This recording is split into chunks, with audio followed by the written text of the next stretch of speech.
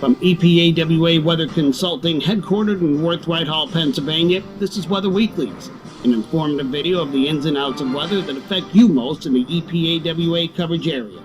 The thoughts and opinions expressed in this video are those of the forecaster alone and may not reflect those of the staff of EPAWA Weather Consulting LLC as a whole, nor its constituents. Now, without further ado, here is meteorologist Bobby Martrich with Weather Weeklies. Good Sunday morning to you. Another edition of Weather Weeklies for Sunday, November 17th. And we have some wintry weather that may come into our parts of our area in the next day or so. And we're going to look at that here in this video. We're going to also look at the long range and see how that's shaping up and compare it to how our analogs are going to be working out. If those of you who read the long range outlook, some of you just look at the chart and look at the pretty pictures and really don't have time to read everything, may have missed a few little tidbits that I dropped some hints there in that outlook, but this is going more winter stuff down the line. But there were some indications that I put in there that some people missed because they don't read the actual discussion part, and I understand that. That's probably why you're watching the video instead, because they like to have it told to them or see something visual. I'm a visual person too, I get it. So here is the long range from this Friday. We'll take a look at this first in the long range outlook. And again, we're below average this weekend. Then we have this near to slightly below average period. It's going to moderate a little bit, but it's not going to be moderating to where it should be for this time of year. You have to remember, we've been we were cold, but very much well below average on several occasions in the past week or so. So if you're getting up into, say, the mid to upper 40s, comparatively speaking to what it was when the highs are barely getting above freezing for a couple of those days, yes, it's milder. But compared to where it should be for this time of year, you're still technically slightly below average, and that's where that comes in. I did have a few people who are confused about that. I just wanted to clarify. But then we have one day when or ahead of the frontal boundary, when the frontal boundary comes through, a reinforcing front on the 21st, that it is temperatures are back close to near average. And then after that, the week leading into Thanksgiving is slightly below again. Now, this period here in December may flop around a little bit here. Right now, we're going with the idea that it kind of goes back to near average the first week of December, slightly above the second week, then back to near average the third week as we kind of transition into what I think is going to be a very prolonged period. And I'm talking months, not weeks or days, okay? Months. We're going to be predominantly below average. We might have a few days in there that are, ahead of a front or something, it warms up or something, that kind of thing. But the overall pattern going forward, as we get like the last 10 days or so of December and we head into January and February, it's going to be brutal if you're going to be looking for some kind of relief for heating bills. I don't think this is your year for that, unfortunately. So hopefully you've prepared for that. I don't see it being a mild winter. There's a very slim chance for that occurring. I know we've had a few milder episodes in past winters and things like that. Just trust me. It looks like everything continues to show that it's going to be below average, and higher frequency of precipitation going. This has been a theme. Everybody asked me back in August, wow, it's been so wet this summer. Is this going to continue? Hopefully this doesn't continue into winter. Or maybe they're hopeful it does because they like snow and a lot of snow. I don't know that it's going to be like, tons of snow or anything like that, but there is a chance that we're going to have above average precipitation. And it doesn't take a rocket scientist to figure out that when you add in cooler than average temperatures when it's already cold to begin with, climatologically speaking, it's the coldest time of the year, obviously, it's winter. And then you add in, some above average precipitation, or even if it's slightly above, falling as snow, obviously you have a better chance of having more snow than average than not. So that's the idea. Okay, so that's, you want a summary of the winter outlook and where we went in the winter outlook. That's pretty much the Cliff Notes version. Okay, so here is, this offshore low we're going to be dealing with on Monday. I'll get into that in a second. Maybe a little weak clipper here on Wednesday, the few snow showers with that. That's not a big deal. I just mentioned that just because if somebody sees flakes and they go, oh, well, you didn't say anything. Well, there it is. Okay, that probably not adding up to anything at all. Just a few flurries, snow showers, that kind of thing. A little weak wave. And then there's a cold front that comes through at the end of the week, and that is going to warm up ahead of this. So we talked about that. That's this near average period, 21st. And then once it goes through, you're back down to slightly below average temperatures. Now, You'll notice in November snowfall here, I have slightly below average. I maintain that. I don't really see any big events the rest of the month here. We have this System Monday I'm going to talk about. And then for now, I'm keeping December average here just near average, okay? I'm not going to go above average just yet till I see some. Once we get a little bit closer, I can adjust this. But right now, I think that's a sensible approach. We do have some, the entire month as a whole is going to average out near to slightly above, but I think that's because of this period in the first half, second half, especially last 10 days, not so much. And the last 10 days of the month, guess what falls in the middle of that? Yes, Christmas holiday. So is there a chance for a white Christmas this year? Yes, of course. Does it mean it's going to happen? No, not necessarily. You could be cold and dry. I mean, we'll see. We'll get closer to that, and we'll talk about that with due time. Here's the temperature periods. We've got slightly below average, of course, this weekend. This is currently, all right? And you have this big ridging out in the west, colder in the east. Here's that one day warmth, if you will, that's going to come in here on the 21st. That's going to be the ahead of that frontal boundary coming through. And then all this up here is coming in after that, and that's going to settle in and stay there. It looks like right through Thanksgiving. Now, right around Thanksgiving, Black Friday, somewhere around there, you might have a couple days there it gets closer to average. You got to remember, though, the end of November, it's not average temperatures are now every day. They keep going down, down, down, down. So it's not near average compared to what it should be right now. It's near average at that time. So your average highs are now in the 40s. So is it really warm? No. Okay. So just keep that in mind. Not really warm.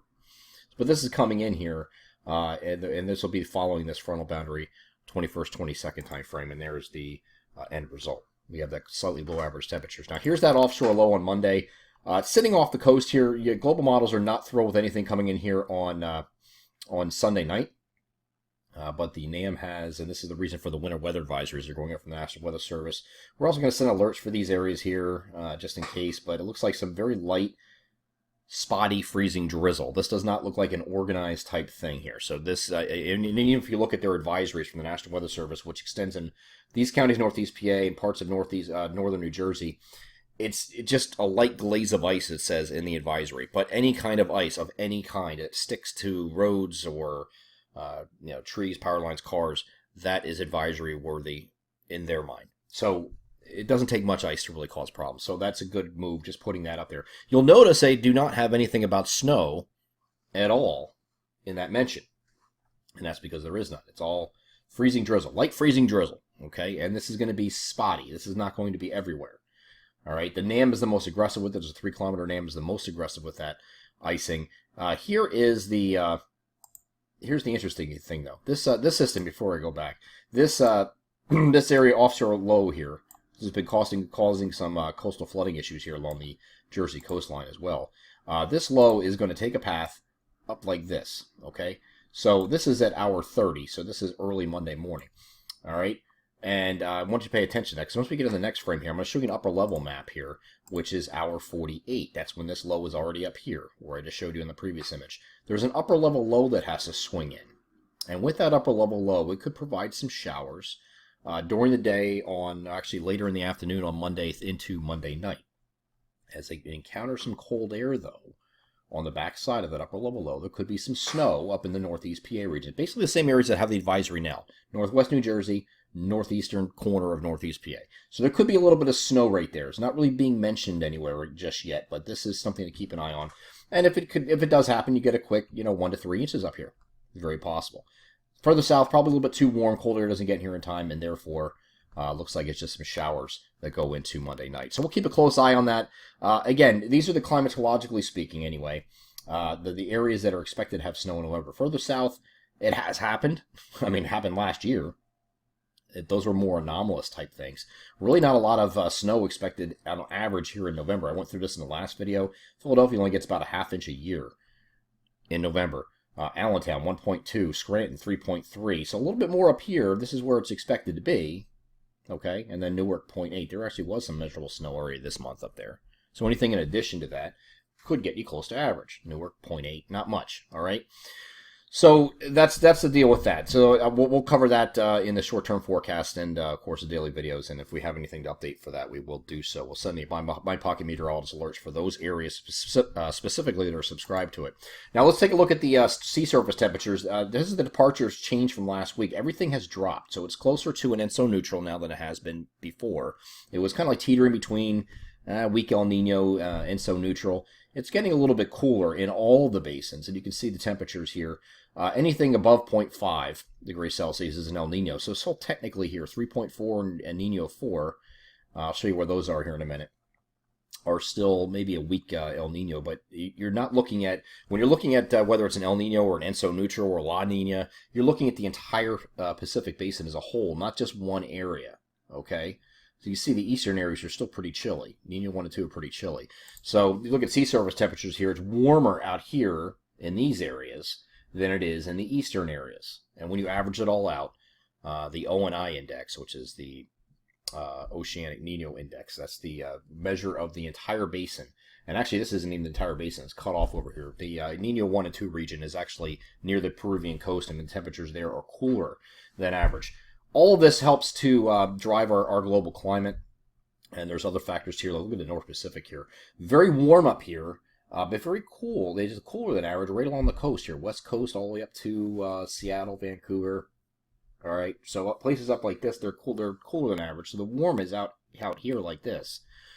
This is a configuration that would support a negative Eastern Pacific oscillation. And I'll show you why that's important in a minute.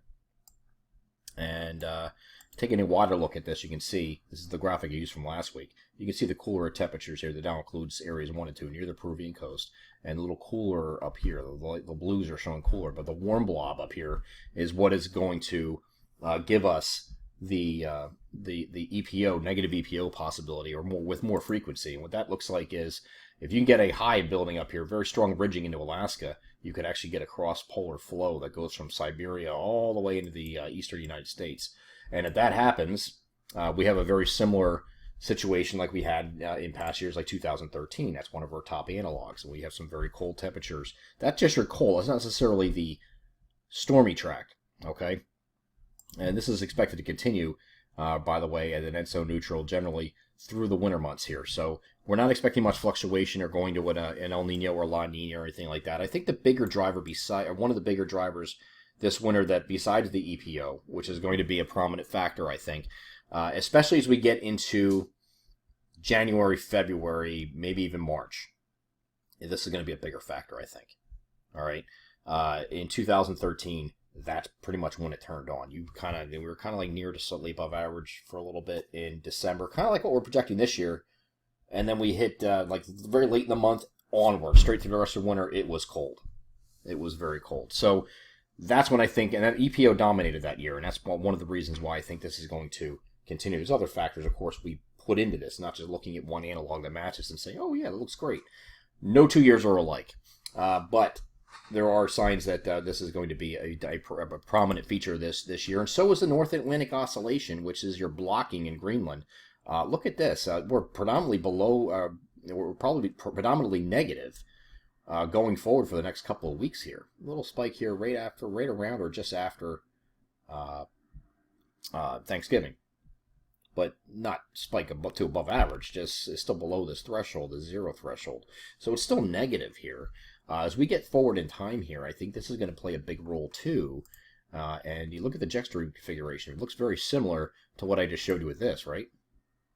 Okay, so if these two work in tandem, you can get some bigger threats along the East Coast, not just these little rinky-dink things. 2013, 2014, I keep picking on that year because it's one of our top analogs, but a lot of the sea surface temperature anomalies are very, very close to what we see right now. Okay, a little cooler on the eastern side. The warmer basins are out here. This is November 2013. You add this warm pull up here, just like we have now. A little cooler on the coast. That's what we have now. Okay, so this is very close. Very warm along the East Coast. There's a lot of different things I can point to and say, wow, this is pretty close. Okay, and especially with temperatures, this is how the temperatures worked out that year. I showed this in the last video too. Very cold in the east, ridging out in the west. Guess what? This is what's going on this month. This is what's going on this month here, right now.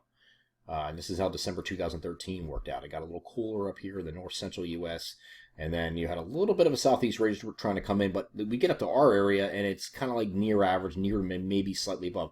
These yellows are +1, and the whites are 0. So we have a 0 to +1.5 degree Fahrenheit temperature departure anomaly for a projection for the month of December.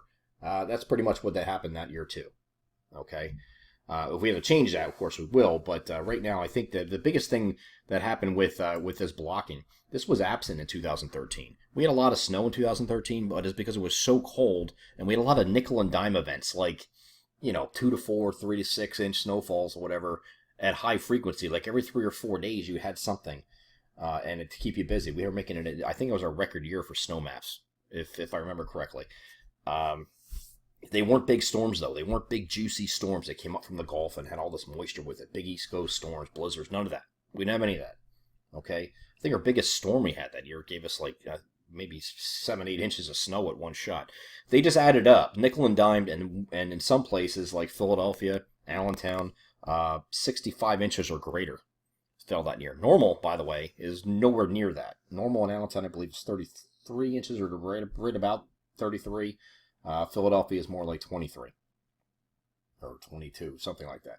Okay, so you're well above average, even though you're only getting nickel and dime events. You don't need a big storm to do that, all right? But those kind of winters, like 2013, 2014, make people tired of snow because it's just happening constantly, okay?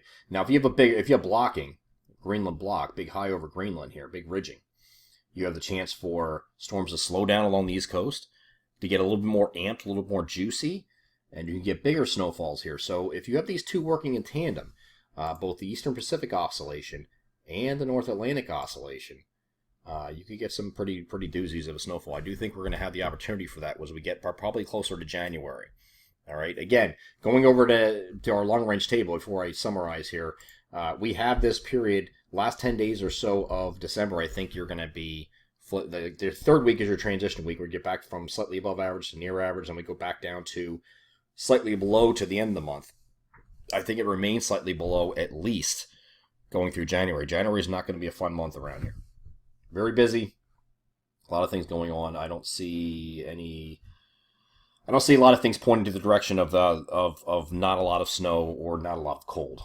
Anything. There's a lot more to argue, a lot more lending a hand to the argument that it's going to be colder and snowier, especially in January. But also February. I mean, you're going to have a pretty busy winter here, it looks like, and there's a lot more supporting that than the latter, unfortunately, if you're not a snow lover. We're watching Sunday night and Monday morning for some minor icing. Again, National Weather Service has winter weather advisory for some areas of Northeast PA, Northern New Jersey. That is just for minor icing. It's going to be basically freezing drizzle and spotty freezing drizzle that freezes on colder spots. And then maybe some snow with the upper level low moving Monday night in those same areas. So we'll watch for that too. And of course, we're going to update that in the local forecasts and daily videos. Winter starts off with near to slightly above average snowfall in December. I'm still thinking near to slightly above average snowfall in December, but then we think we're going to be a lot busier afterwards, especially as we go into January, February. We're going to have some busy months in there. And the key drivers, just to summarize that, EPO is a key driver this winter with higher probability than recent years for blocking. If you can get these two working in tandem, negative EPO with a negative NAO, we could have some bigger storms. Possibly. This is a shorter term teleconnection. This is not something that I can predict well in advance. I can just say, okay, the setup is there for to have blocking this year more so than other years, or the EPO is matching based on the sea surface temperature configuration in the North Pacific has a better chance to be negative, predominantly more so than previous years. I can do that. I can't give you specifics on whether these work two in tandem and if you're going to get a storm that forms, and we're seeing signs of that already, but we'll see how that works as we go into January and February. We still got December, of course, too. You get a big storm there, too. It doesn't necessarily mean our near-average projection is going to hold, but we'll, of course, follow that as we get through each week here. We do these videos every single week and do the long range every Friday, so just keep following along, and we'll give you the latest information we have as it becomes available. Of course, the My Pocket Meteorologist and EPAWA Premium Forum. These are the text alerts and the Premium Forum. Premium Forum is where we kind of geek it out a little bit and go into some technical discussions before any storm threat throughout the winter, and we will also do extensive and comprehensive model analysis leading up to any storms here. So that's coming up very soon. If you're not signed up for this yet, please take a look at this. You can click on this image below the video, and it will take you right to the My Pocket Meteorologist sign-up page where you can sign up for text alerts for your county and or a bundled discount rate with the premium form to get the latest information on any impending storms as they are coming into our region. That's this edition of Weather Weeklies for Sunday, November 17th. Join us again next week, and we will have one on the 24th, which will be ahead of Thanksgiving, and then we'll continues every single Sunday throughout the winter season. Take care.